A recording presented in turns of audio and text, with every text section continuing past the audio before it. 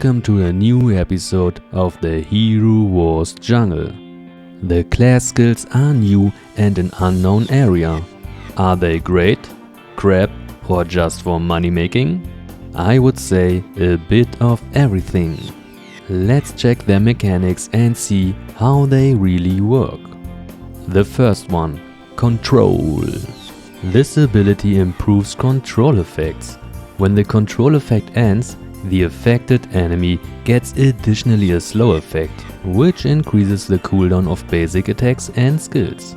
Sounds good, but it's not really noticeable, and the damage of your enemy is reduced. This debuff lasts for 4 seconds and can be triggered only once every 10 seconds. The reduced damage with 20 sounds really low, but we have here a multiplier. Let's see how this works. Judge is a control hero and he has already a slow effect. Now he stunned Corvus, and when this effect ends, the new debuff appears over Corvus' head. It includes both negative effects, the slow effect and the damage reduction.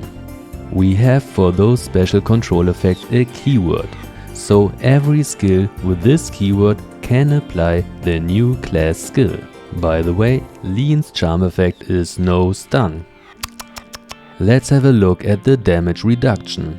Arachne has many control abilities and Andvari did here 33k damage with his basic attack. Arachne's artifact weapon provides additional armor. That's perfect to test how the damage will be affected by the defensive values. Now we need a good timing. Here, debuff active without armor buff. Now without debuff but with armor buff. And the last one, armor buff plus debuff. Let's calculate the difference on the left side, and we get a reduction of 856. So it's more than the 20 in the description. This Arachne has over 80,000 magic attack. And if we add the 1% magic attack, then we get exact this value. When we look at the right side, what happened here? Wow, only 79 less damage. That's really little. So the conclusion, it doesn't affect really the done damage, only the potential attack damage will be reduced. That's a big difference and it makes this ability less powerful. It's good to protect your shields and to reduce the damage against Christian teams. Let's check out if we are able to push this little value with artifact weapon buffs. Jorgen is a control hero and he has a magic attack buff, so perfect. Cleaver's base damage, saved. Now a reduced hit with magic attack buff, saved. And now a timing with not increased debuff. The normal reduction is about incredible 80 damage and the buffed one 135. So the conclusion, we can increase this value with buffs. Checked. The debuff appears only when the control ability ends. What if we are immune to them? Sebastian's ultimate absorbs stuns. Does the effect still appear? The shield is active, no stun, no negative effect. And here again. I say it's a debuff because it feels like one. Let's see if Iris is able to punish it. It doesn't look like it's possible.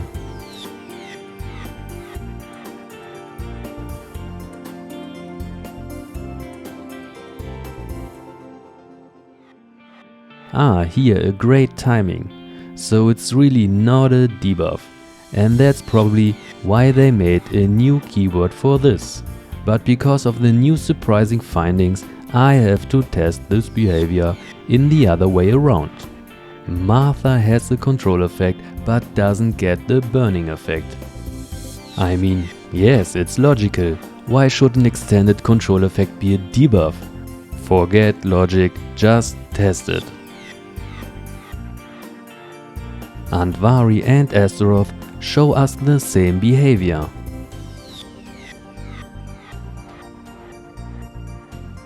Okay, checked.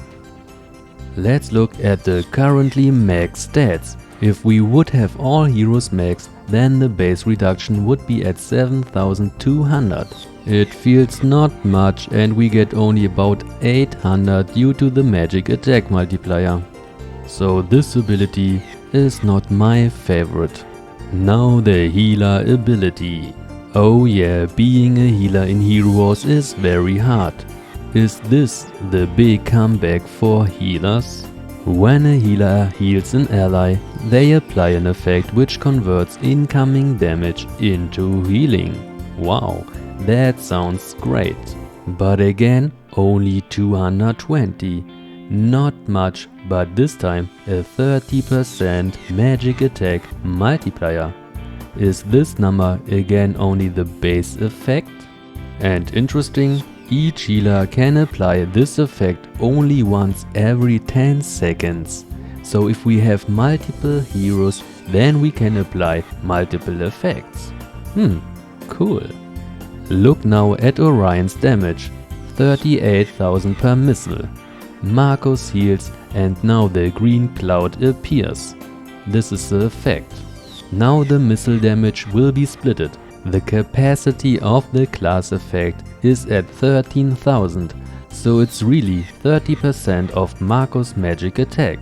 Instead of getting damage, he gets healed, so it's a double benefit. The 24,000 are the remaining damage. That is really a good boost for the healers. It will be more interesting. Look at Peppy's basic attack. It's only at 4,000. Martha heals herself and gets the effect. Her capacity is about 16,000. Peppy's attack is gone. We don't have overhealing, so it's just absorbed. Nice. But it appears again, and now Peppy's damage is reduced. So this class ability works really like a shield, and it has a capacity. Now we see the full absorption and Martha's ugly face. But I'm still wondering, and do you know why? Peppy's basic attack is reduced by Martha's armor, but the capacity of the ability loses only the real incoming damage after the mitigation. That would be sick. If we read the description again, yeah, we have here the word incoming. Perhaps the new keyword? Let's check it out. Marcus has also the magic defense artifact weapon, so a good test object. You see, Peppy's damage is per hit about 25,000 without any reduction. If Marcus' magic defense is active, then we have only 3,000 per hit. The healing effect is up and the capacity is about 15,000.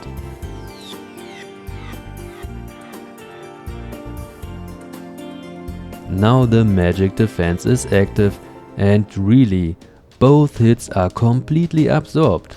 Holy moly. And what about the multiplier? Are we able to increase this amount by buffs? Peppy's shield explosion does here 13,000. Marcus' effect is up. He takes Dorian's basic attack, 1 shield explosion damage and a little bit Peppy's basic attack. In total again the 15k. Now we have to wait for a good timing. Marcus heals himself with Nebula's buff and no magic defense buff active. He takes 1 shield explosion, Dorian's basic attack and the next shield explosion, Peppy's basic attack, and then the 5 seconds are over. Wow, so the capacity can be really increased by buffs. And if we look at the max base value, then I'm really impressed. You reach easily a value over 100,000 and the effect can be applied per healer. So this ability is really strong. Last but not least, Dorian's aura. His usage is very easy and his healing is amazing, but his aura doesn't trigger the effect on allies, only on himself, and even his active skill doesn't work. That is really strange. The only way is his ultimate. He marks the nearest enemy and then the ally is able to get a class heal effect. So he is the loser in terms of the class skills. Now the mage class. Additional energy for our mages. Yeah, that sounds sick. They start the battle already with energy and they get additional energy for each skill usage. So not for basic attacks or ultimates. The amount is unfortunately really little. Here you see the start energy. And when they use a skill, this sphere appears over their head. It's probably very good, but actually nobody can test it. It makes them faster and this will mix up the gameplay. Perhaps they will shoot before Jorgen blocks their energy. Great question from my mate. Does this count as bonus energy or not? So Sattery would be a big counter. Look at Jorgen. He gains bonus energy and Satori applies 9 fox marks at him. We see this fair at last, but he didn't get the extra fox marks. And the next interesting part, this new extra energy can't be doubled by Jorgen's shield, so it's out of the normal game mechanics. And again, we don't know if this is an intended behavior or not. Let's look at the max values. Wow, 32% energy at the start and 9% extra for each skill usage. Oh man, that feels so sick, but it's a damn long journey to reach the max values. Let's look at the next one, Marksman. If your enemy has less than 20% life, then the next hit will do incredible 90 damage more. It can be triggered only once every 4 seconds for each target. In the first formula is the physical attack included, but this makes completely no sense. So it's just a level-based formula. But the additional damage has a 10% multiplier. If this works like the ones before, we will get a 10% stronger hit. Okay, but it sounds not so great. Let's check it out. Dante's basic attack does here 26,000 damage. Let's save it. Now we have to wait a little bit.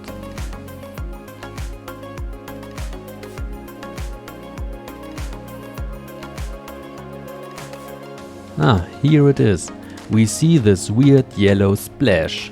And if we calculate the difference, over 5,000. My Dante has a value of 49,000 physical attack. So 10% plus the 90 fits. Or not. Dante has no armor penetration and Oya has still armor. If we look at his basic attack without armor, it should be the same value, but it's of course reduced. What's going on here? Let's test it with Lilith. She has a pretty high armor value. His basic attack does here only 7,000. Bam! Again the 5,000 more. And here again. And the weirdest part, the damage is added in the crit damage, but it's not doubled. So we have always a static value independent of anything. Crazy shit. And what about artifact armor buffs? This time his skill damage into Rufus armor buff, just 3,500, saved. And now the same attack into armor buff.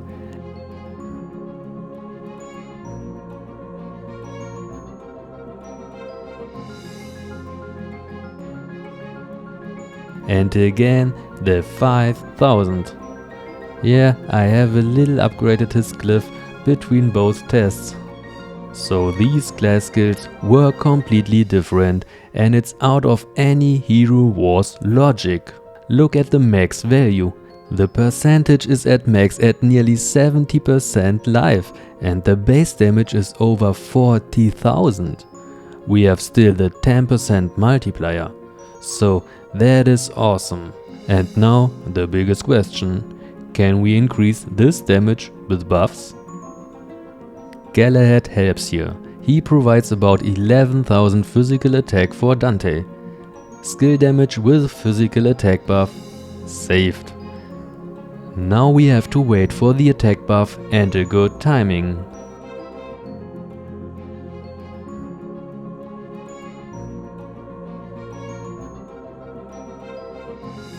Tada! It's the same attack with the same buff, and we have a bigger increase. And yes, you are right, it's the additional 10%. Wow, so impressive. Next one, support. This one is so confusing. If your support hero does damage, doesn't matter how, all enemies get a debuff, and this decreases their armor and magic defense for 4 seconds. Each enemy can get up to 5 stacks. When the hero does damage, look here at the 7800 damage, a wave flies through the field and reduces the defensive values of all heroes. Then my hero is able to do more damage, in this case now 10,000. And finally his max damage, 14,000. It's a new way to provide good support. The interesting part, we find in the formula only a physical attack multiplier. That means some support heroes benefit more than others from this skill. I have calculated the reduction with Helios, and yes, it's really his physical attack power. But then I found something suspicious. I couldn't increase the value with physical attack buffs, but with magic attack buffs. I was so confused. So I tried it with Celeste and Astaroth. Basic attack, saved. Attack with 1 debuff, saved.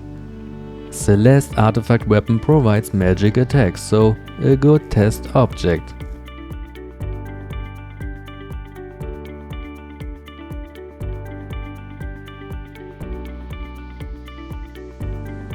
Basic attack with magic attack buff and without the debuff. And 1 debuff active. It's a lot of calculation, so I show you just the difference. The first difference between magic penetration and magic defense is 3400.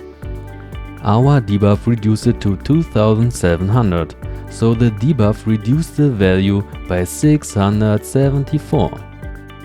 The buffed attack, of course, same defensive value. And voila! The magic defense is much more reduced, exact the 1% of the magic attack buff. So this formula is wrong. But it's still confusing because Helios uses a physical attack value for the calculation, but it increases along with magic attack buffs. Celeste uses only magic attack for both, and what is with the physical attack users? Let's check Nebula. Nebula is based on physical attack and has also a physical attack buff as artifact weapon. Here we have 2 reductions into a physical attack buff and 12,000 damage. It was hard to get the perfect timings, but my calculation verified it. We can increase Nebula's value with physical attack buffs, and here the hit with 1 debuff. So this support skill is definitely nice, but the formula is completely wrong and it's so confusing how the calculation really works. At max we have a base defense reduction over 2000, 5 times plus 1% of a not 100% clear stat, so in total probably between 15k and 70k. Not bad, and for Octavia teams probably awesome. Nevertheless, one thing we have to check. Nexters told us, yes, this is a debuff. Where is my iris? I want to kill them. First wave, nothing. Second wave, still nothing. Jet shoots a real debuff and starts to burn. I've tested it a lot. No, it's not a classic debuff.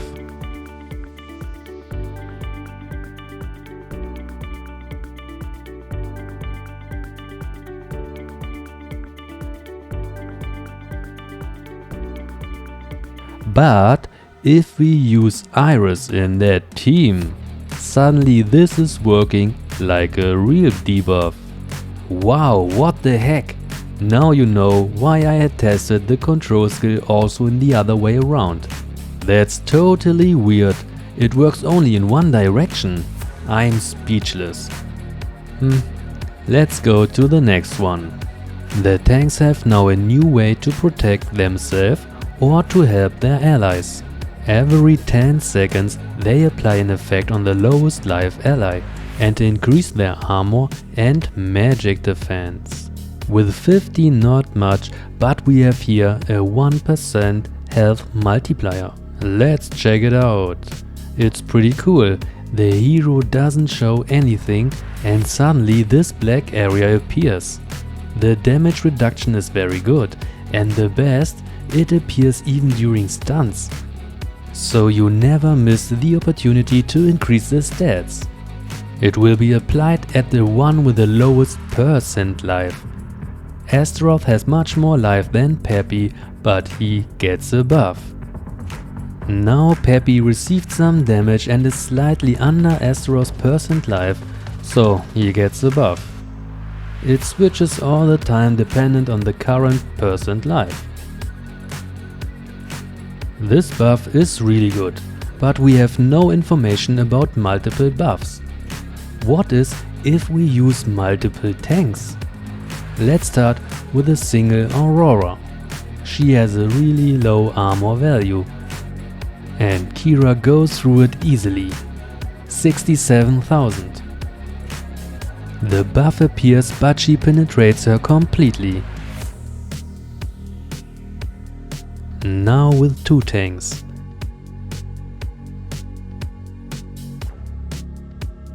Still the same damage without buff. Aha, so she received 2 buffs at the same time. And what about 3 tanks?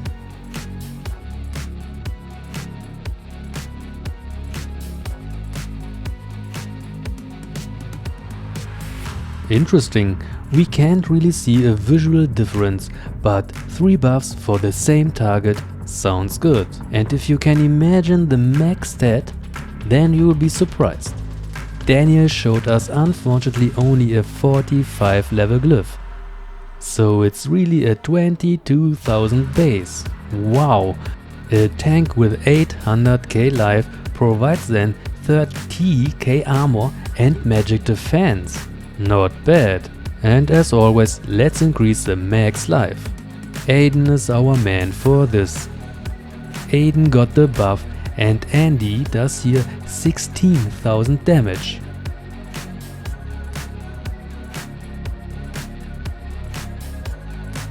Now we have to wait a little bit.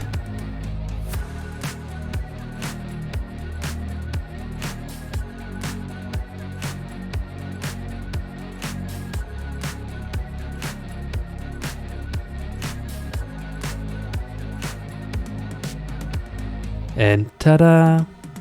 13k. Awesome, it works really.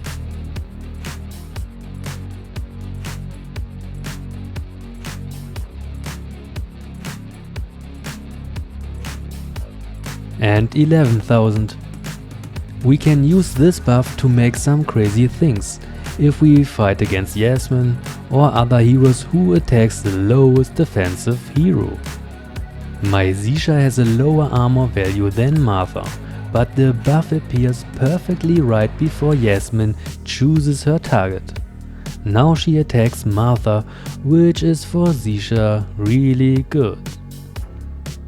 Because of the percent life, it's not so easy to get it properly, but I wanted to share this option with my lovely viewers. Blech. I hope you taste better than my mic. Enough with that Fago stuff.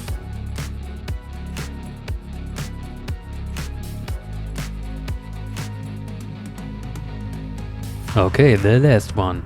Warrior. I've heard a lot of this and I'm excited to see how it works. The formula is funny because they have mixed the time and the buff. We can buff our warrior up to 6 times at the same time with an 8% multiplier. That sounds really great. But we can only get the buff with the basic attack, so the ultimates and skills don't count. Our lovely hero Galahad shows it. He hits with his long sword and we see directly the buff on the floor.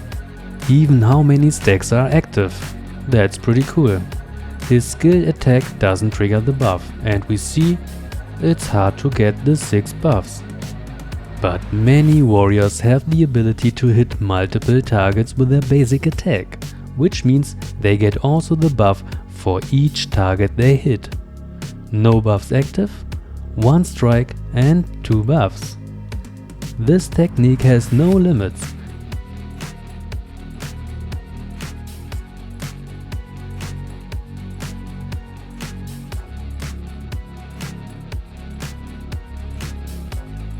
The more enemies you hit, the more buffs you will get. No buffs active, 1 strike and 4 buffs. It works also against skeletons, so a very nice ability. Elmir's in terms of the warrior skill the biggest loser. His clones don't help him and he attacks only a single target. Let's check how the multiplier works. 3000 without a buff, 3200 with a single buff. Galahad's physical attack buff will show us if we are able to increase the buff.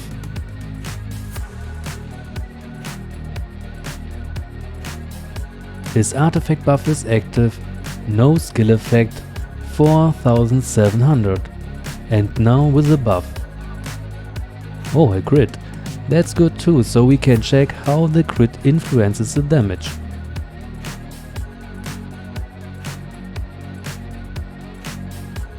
Next ultimate and a hit with a single buff.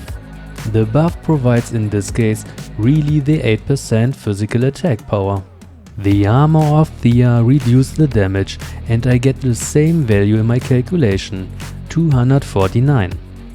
If we add the 8% of the artifact weapon, then we have a potential boost by 2700, but the difference is the same. So the warrior skill can be increased, but it counts for the crit calculation. Overall a powerful skill, but not increasable. The best? The duration increases for each skill point. We have at the end a 13 seconds buff and the base is already 18,000. Wow, that's really powerful. Agility heroes benefit a little bit more because the native stat is now important, but it's not much. In total we have at least around 20,000 more physical attack power, and if we have 6 buffs active, then we get 120,000 more. So that is really sick. Now imagine Oya has a 500% multiplier for her ultimate. That means it would be possible to see a 1 or 2 million hit. In theory. Crazy. What do you think? Which one is the best? Let me know. Peace.